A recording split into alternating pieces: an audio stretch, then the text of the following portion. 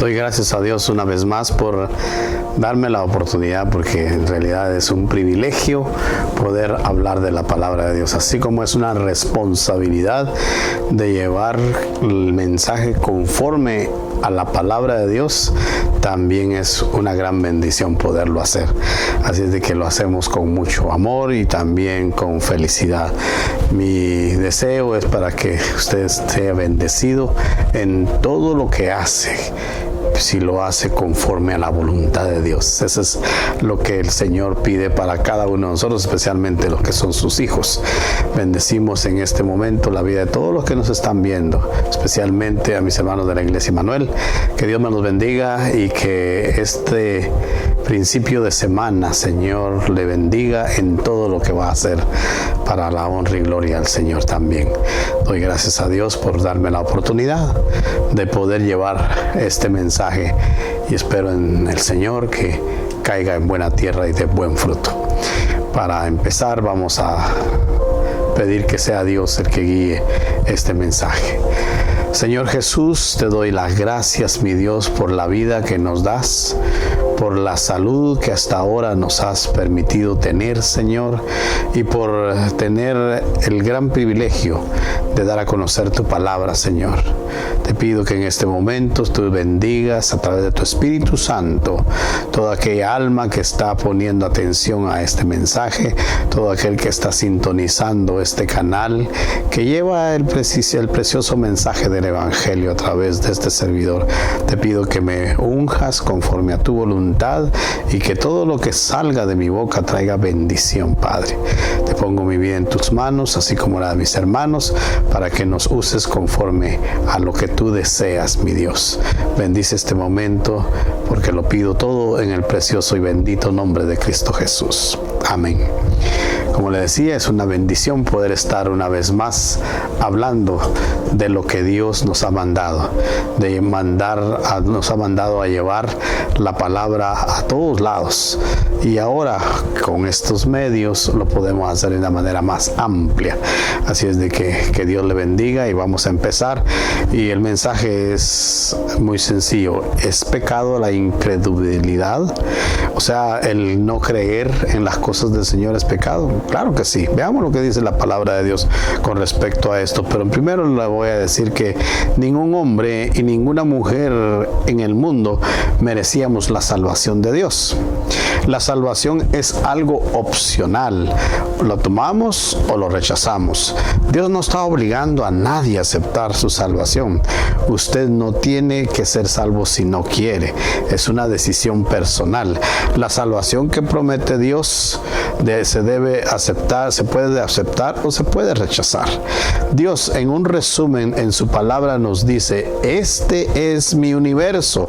Yo lo he creado y lo he trazado conforme a mi carácter y a mi naturaleza. Usted es un pecador, dice el Señor, y yo quiero salvarle porque le amo, dice Dios. Aquí está el plan de salvación. ¿Lo toma o lo deja? Como dijimos al principio, en pocas palabras, eso es lo que Dios le está diciendo a este mundo perdido. Y por lo tanto, si yo fuese usted, yo aceptaría el plan de salvación.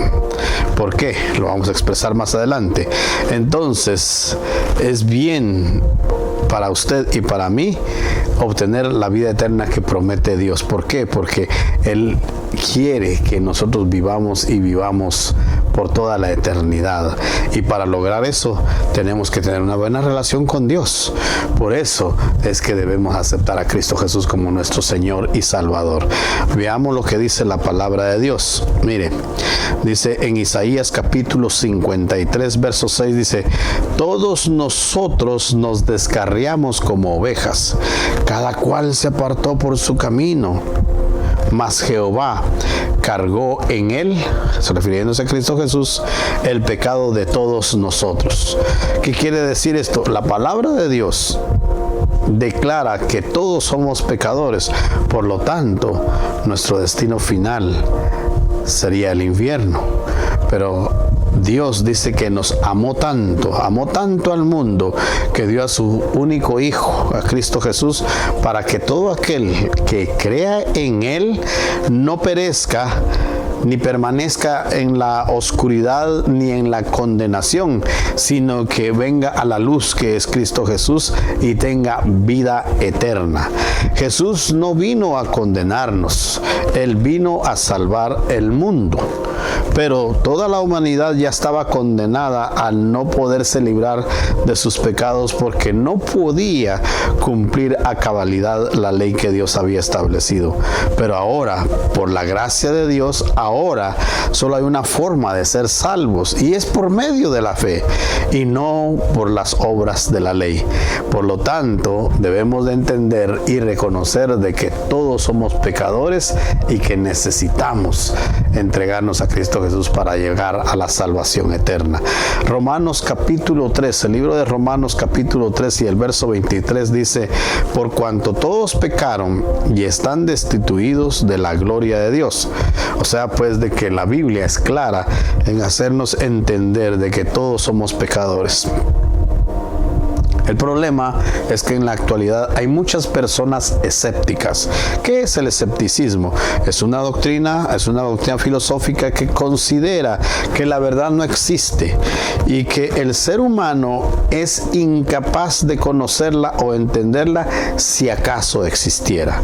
El escepticismo surgió en la antigua Grecia, y esta filosofía es una barrera para creer en la verdad. Pero sabemos que la verdad es Cristo Jesús. Así lo dice su palabra. Veamos Juan capítulo 14, verso 6. Dice: Jesús dijo: yo soy el camino, la verdad y la vida. Nadie viene al Padre sino por mí. O sea que nosotros debemos de entender y reconocer que el único camino para llegar al Padre, para llegar a la salvación, es a través de Cristo Jesús, su Hijo. No hay otro camino más, solo hay uno. Dios es específico, Dios es estable en su decisión. Por lo tanto, solo hay un camino, y es a través de Cristo Jesús. La incredulidad es un asunto que está dentro de la iglesia también. Puede darse en las cosas que nosotros menos imaginamos muchas veces. Esta incredulidad es un espíritu del diablo que en estos tiempos se está moviendo en los creyentes. Está, como le decía, dentro de la iglesia misma. Puede estar en el coro, puede estar con los músicos, puede estar en las bancas. La incredulidad está en todo aquel que le da la bienvenida. Este espíritu se está moviendo, no se está moviendo dentro de los impíos, no se está moviendo dentro de los pecadores, no se está moviendo en los que van a jugar en los casinos, no se está moviendo en los ladrones, no se está moviendo en los idólatras, no se está moviendo en todo aquel que hace el pecado. ¿Sabe por qué? Porque ellos ya están condenados conforme a la palabra de Dios. Este espíritu que ha enviado Satanás desde lo más profundo del infierno se está moviendo en las iglesias, en los creyentes, para robarles la bendición de Dios y para hacerlos sufrir. Hermano creyente, no te dejes engañar por las artimañas del diablo. El diablo, dice la palabra de Dios, que es el padre de la mentira y nos viene a mentir. El diablo te está diciendo que tú no puedes, posiblemente te está diciendo que tú no mereces ser salvo, que tú eres un perdedor, o te está diciendo Dios no escucha tus oraciones, te está diciendo a Dios no le interesas tú, que Dios ya se olvidó de ti. Mi hermano cristiano, Él te está diciendo muchas veces que no vale la pena servir ya a Cristo, que te rindas. Pero una cosa sí te puedo decir: Dios es el único del cual nosotros podemos y debemos de depender. La palabra de Dios dice que tú no dependes de ningún dicho, que algún espíritu mentiroso del demonio te esté dando algunas palabras en tu mente. Y lo que Dios te llama es que tú dependas de las promesas de Dios que están escritas en la Biblia, y que las tomes como propias para poder rechazar todo espíritu del infierno que te esté atormentando y poderle decir con firmeza: vete de mi vida, porque todo lo puedo en Cristo que me fortalece, que soy más que vencedor en Cristo Jesús. Aleluya, gloria a Dios. Entonces, cuando nosotros entendemos eso, entonces vamos a saber que Cristo Jesús vino para salvar al mundo. Quienes se condenan somos nosotros mismos. Mire lo que dice Juan capítulo 3, verso 18. Refiriéndose a Cristo Jesús, dice: el que en él cree no es condenado, pero el que no cree ya ha sido condenado, porque no ha creído en el nombre del Hijo, el unigénito Hijo de Dios. O sea, pues, de que Jesucristo está viniendo a salvar al mundo. Su función fundamental al venir aquí al mundo y pasar por este mundo y luego llegar hasta la cruz del Calvario fue precisamente para salvarlo a usted y a mí de la muerte eterna. Pero la persona que no cree en Jesús, que le rechaza y que es el único medio, como decía hace un momento, de salvación eterna, dice la palabra de Dios que ya ha sido condenado. Aquel incrédulo ya no tiene esperanza de salvación, pero mientras viva todavía puede hacer un cambio en su vida. Lo que le quiero decir de que hoy es el momento. Si usted ha rechazado la palabra de Dios, si usted ha rechazado a Cristo Jesús como su Salvador, yo le insto, yo le pido en el nombre del Señor que cambie de decisión, que cambie su manera de ser, porque le puedo decir de que la vida es tan efímera. En estos días estamos viviendo tantas cosas de que nunca habíamos imaginado, y nos damos cuenta de que la vida no la tenemos comprada. Por lo tanto, mientras tenemos vida, tenemos la esperanza de poder tomar la decisión de llegar a los brazos de Cristo Jesús. En el tiempo en que Cristo Jesús anduvo por estas tierras, por este mundo, muchos creían en Él, pero por los milagros que hacía. Muchos le seguían, dice la palabra de Dios, por las obras que hacía, pero no querían someterse a su doctrina. No quisieron ser nacidos de nuevo. Por eso dice que a través del tiempo muchos dejaron de seguirle. Lo mismo sucede ahora. Andamos buscando lo espectacular y no queremos compromisos con la obra de Dios. El cristiano quiere ser servido, no quiere servir, y Dios nos ha llamado a ser servidores. No caigamos en esto. Sigamos a Cristo por convicción, no por emoción. Caminemos por fe. La palabra de Dios allá en Gálatas 3:11 dice: el justo por la fe vivirá. Veamos lo que dice la palabra de Dios con respecto al Espíritu de Dios que da vida. El libro de Juan, capítulo 6, versos 63 al 68, dice de esta manera. Verso 63: el Espíritu es el que da vida, la carne para nada aprovecha. Las palabras que yo os he hablado son espíritu y son vida. Pero hay algunos de vosotros que no creen, dice el Señor Jesús, porque Jesús sabía desde el principio quiénes eran los que no creían y a quién les había de entregar y quién le debía de entregar. En el 65 dice: y dijo: por eso os he dicho que ninguno puede venir a mí si no le fuere dado del Padre. Verso 66 dice: desde entonces muchos de sus discípulos volvieron atrás y ya no andaban con él. Y en el 67 el Señor se volteó a sus discípulos, a los 12, y les dijo: ¿queréis acaso iros también vosotros? Y le respondió Simón Pedro: Señor, ¿a quién iremos? Tú tienes palabras de vida eterna. Gloria a Dios. ¿Cuántos cristianos incrédulos hay ahora en la iglesia? Suena raro, pero es la realidad. Hay cristianos que en muchas ocasiones decimos que creemos en Dios, pero con nuestros hechos demostramos lo contrario. ¿Por qué le quiero decir esto? Porque hacemos una cosa, decimos una cosa y hacemos la otra. Nuestra alma muchas veces no tiene descanso en las cosas del Señor.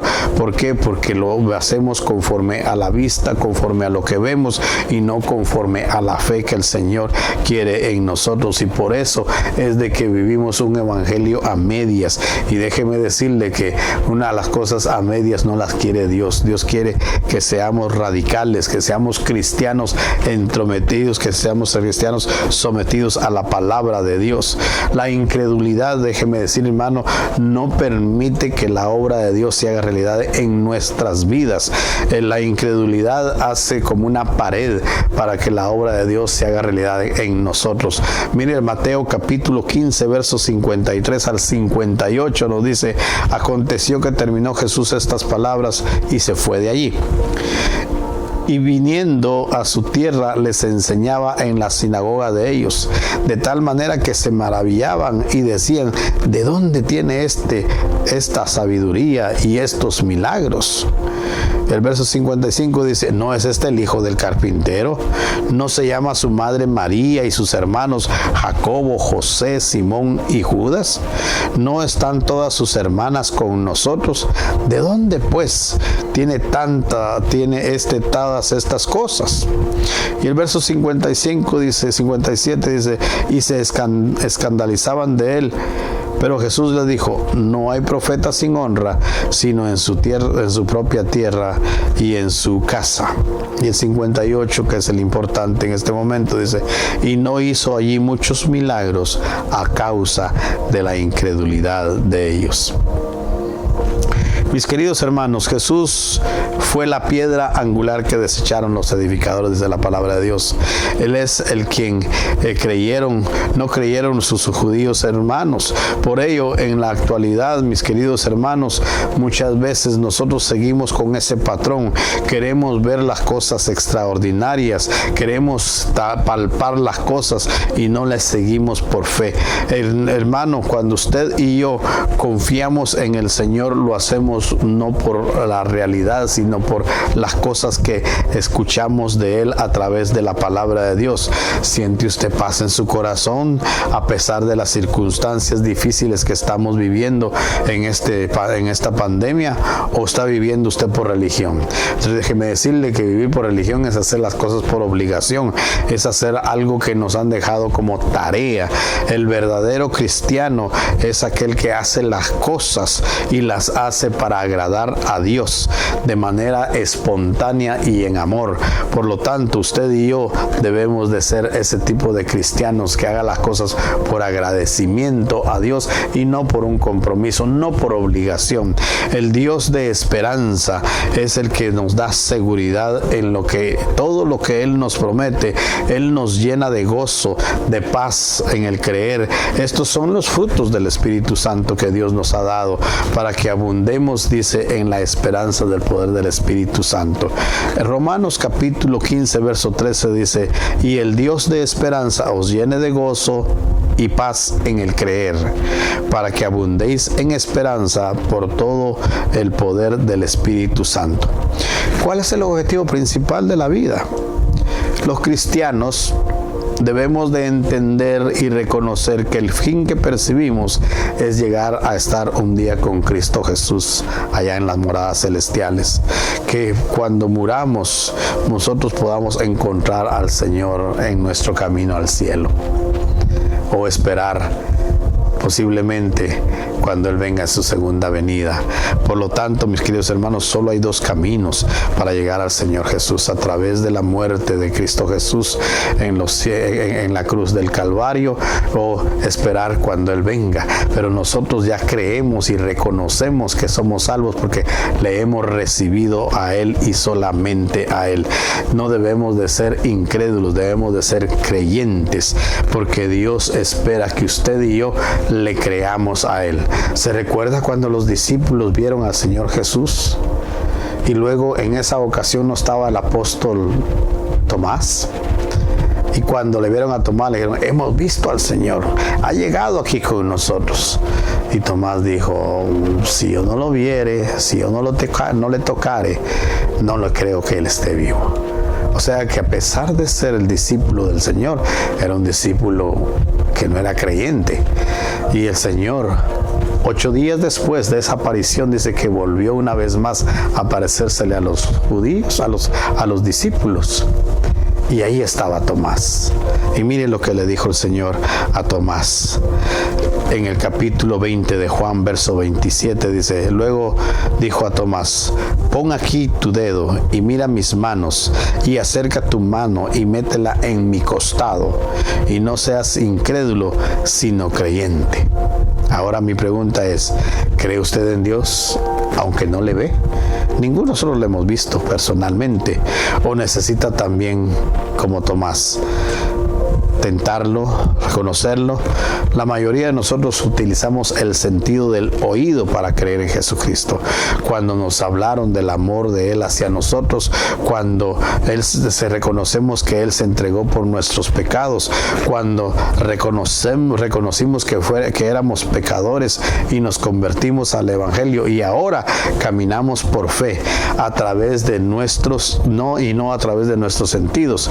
Es como somos de verdad creyentes cuando realmente creemos en su palabra y no la andamos discutiendo ni la andamos investigando, sino la debemos de creer. Hebreos capítulo 3 versos 7 al 8 dice: por lo cual, como dice el Espíritu Santo, si oyeres hoy su voz, no endurezcáis vuestros corazones, como en la provocación en el día de la tentación en el desierto.